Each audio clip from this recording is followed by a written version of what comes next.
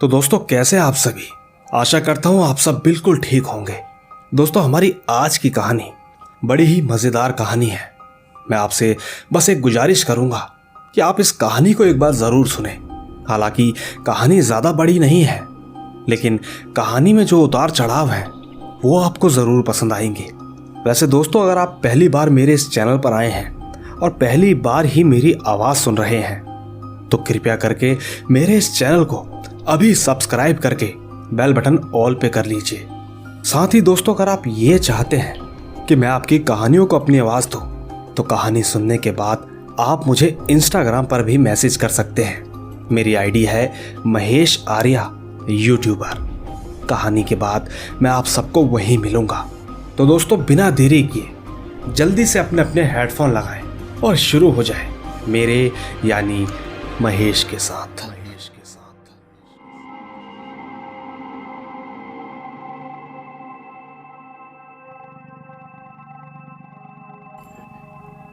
दोस्तों रात के 2 बज चुके हैं, लेकिन मेरी आंखों में नींद नहीं है। जब से मैंने अपनी नानी जी से मामा जी के बारे में जो कहानी सुनी है, उस कहानी से मेरे दिल में एक अजीब सी हलचल हो रही है। खैर छोड़िए। वैसे मेरा नाम मयूर है। मैं अभी बीटेक कर रहा हूँ। छुट्टियों में बहुत दिन बाद मैं अपने मामा जी के घर पर आया हूँ। लेकिन साथियों, मेरे मामा जी कुछ साल पहले ही गुजर गए थे। अब उस घर में मेरी नानी जी बिल्कुल अकेली रहती हैं। मैं उनके साथ 1 हफ्ता रहा। दोस्तों मेरे मामा जी जब इजिप्ट से लौटे थे, कहते हैं तब से ही उनके हाव भाव बदल गए थे। वो लोगों से इतने मिलते जुलते नहीं थे जितने कि पहले मिला करते थे। वो हर वक्त अकेले ही रहते थे। आखिरी समय में तो उनके पास पैसों की भी कमी हो गई थी। वो बस हर वक्त ऊपर के कमरे में खुद को बंद रखते थे। वो सिर्फ खाना खाते वक्त ही कमरे से बाहर आया करते थे।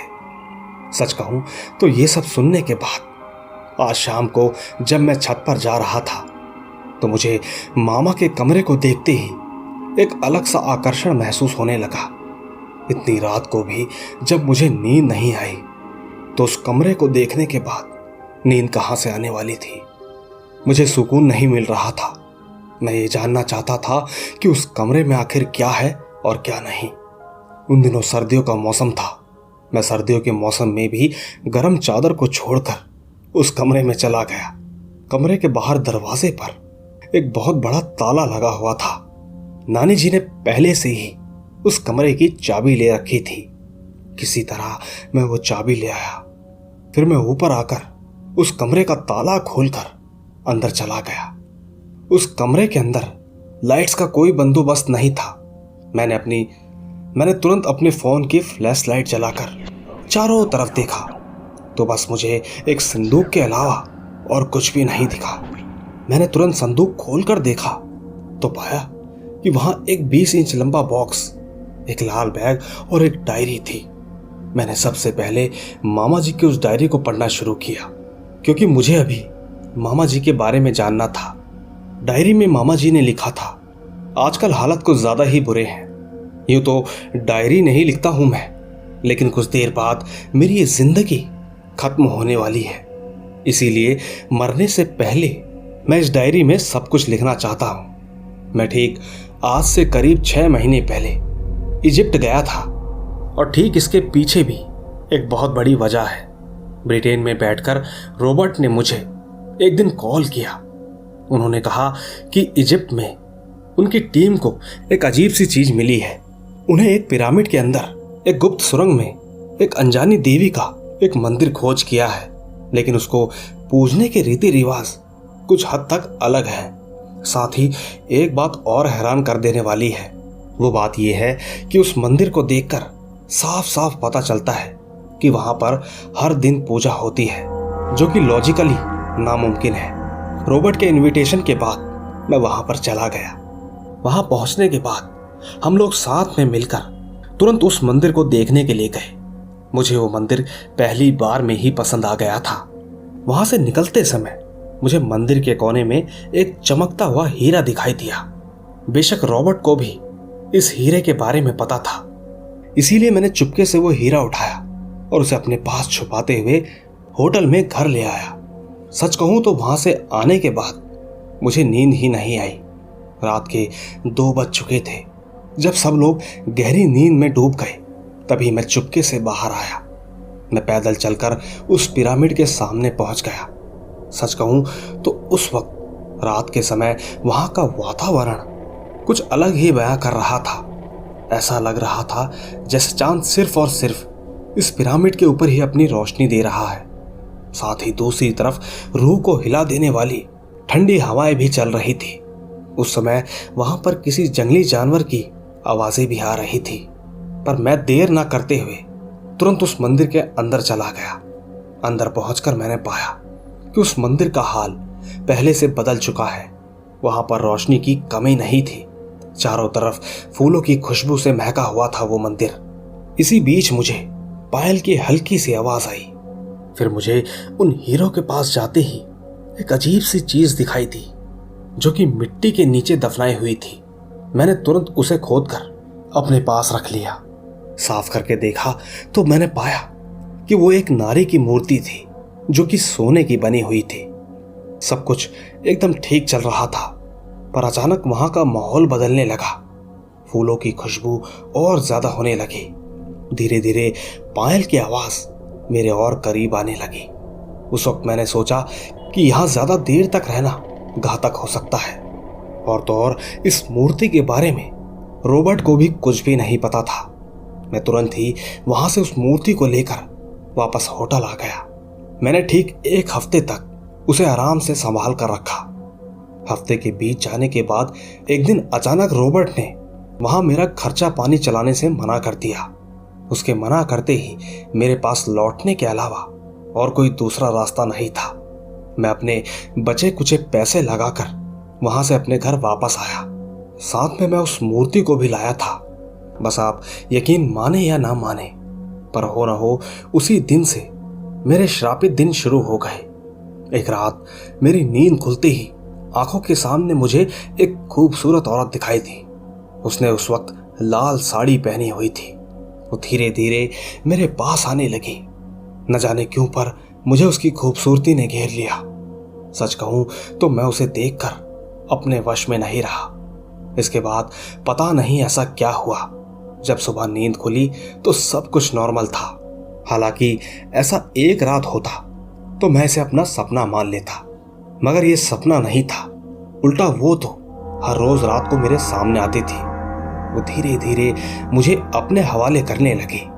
कुछ दिन तक तो मुझे कुछ भी समझ नहीं आया, पर कुछ दिन बीतने के बाद मुझे खुद के शरीर में एक अजीब सा फर्क नजर आया।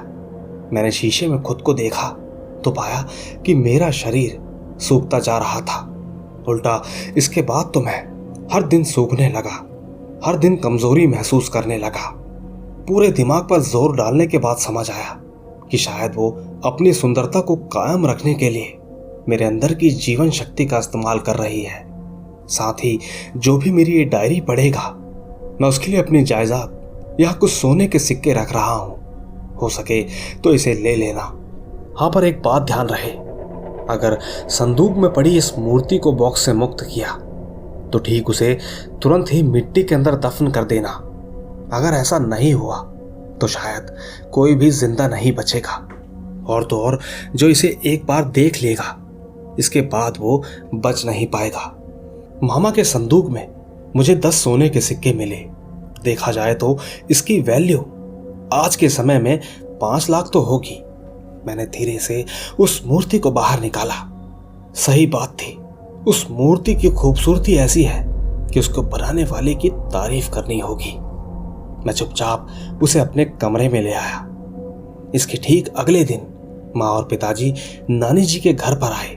मैं उस वक्त ठीक सोने के सिक्के बेचने के लिए बाहर गया हुआ था। इसी बीच कुछ देर बाद मुझे माँ का कॉल आया। फोन उठाते ही मैंने सुना कि नानी गुजर चुकी है, मुझे तुरंत शमशान पहुंचना होगा।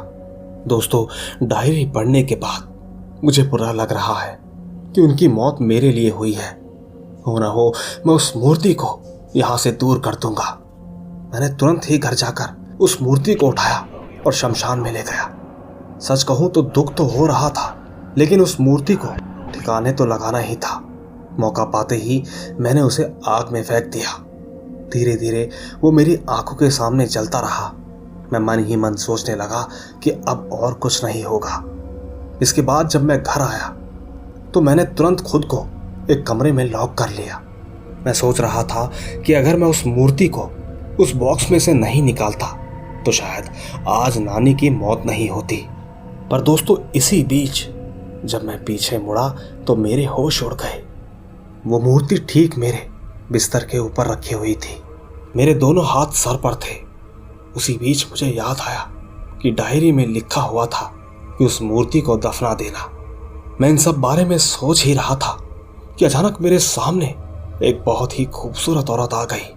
साथियों, वो इतनी खूबसूरत थी कि मैं अपनी आंखों को उसके ऊपर से हटा ही नहीं पा रहा था। वो धीरे धीरे मुझे अपनी प्यारी आवाज में पुकारने लगी। वो हल्के कदमों से मेरे पास आने लगी। इसके बाद तो जैसे मैं अपने वश में ही नहीं रहा। मेरी आंखें कब बंद हो गई मुझे पता ही नहीं चला। तो दोस्तों, देखा आपने, ये थी हमारी आज की एक सस्पेंस भरी कहानी। मैं ज्यादा ना बोलते हुए आपसे बस इतना ही कहूंगा कि आखिर इस कहानी की सच्चाई क्या है। साथ ही अगर आपको ये कहानी पसंद आई हो, इसका सस्पेंस आपको अच्छा लगा हो, तो कहानी को लाइक, शेयर और कमेंट जरूर कीजिएगा।